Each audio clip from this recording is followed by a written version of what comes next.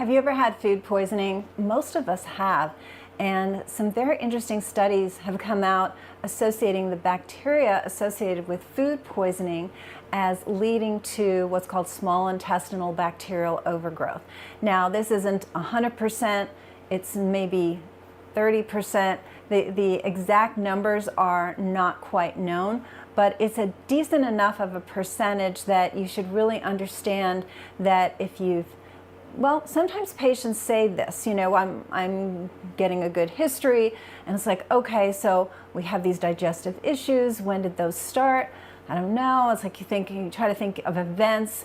Sometimes people say, oh, I went on vacation, actually. Oh, I went on vacation to South America, or I went to Mexico, and oh, did I get sick, And honestly, I haven't been the same since. And we hear that quite often. And so what happens is that, of course, in many cases, the body's immune system resolves it.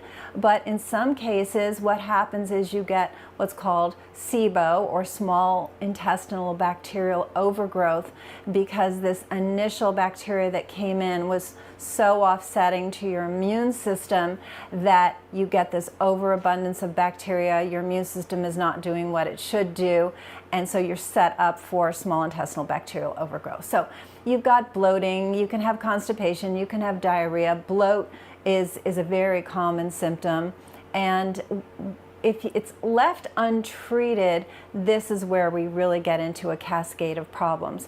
Now, treatment of SIBO I'll get into in just a moment, but left untreated, what happens is that the immune system is brilliant. 70% of it is housed in our gut for that exact reason, because we're exposed to so much that the immune system has to be vigilant about. But there's cells in the immune system that are in the gut that are sort of sampling the outside world of what's coming at the gut.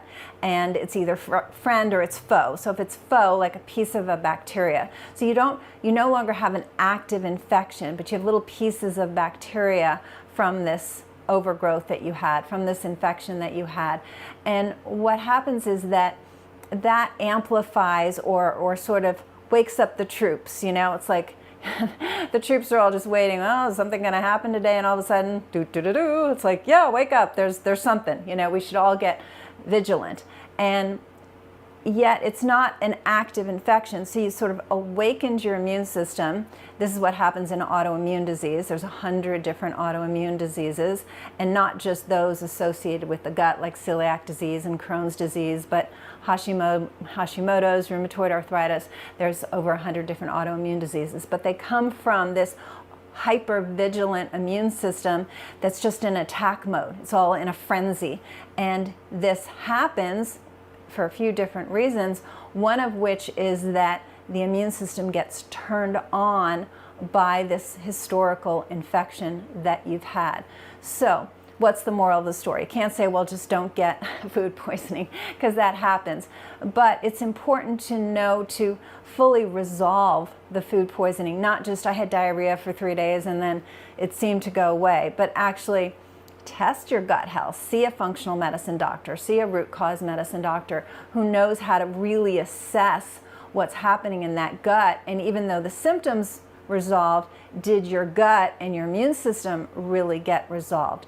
It's absolutely worth finding out, because then you can get into the whole cascade of a lot of bloat, gas, either constipation, diarrhea.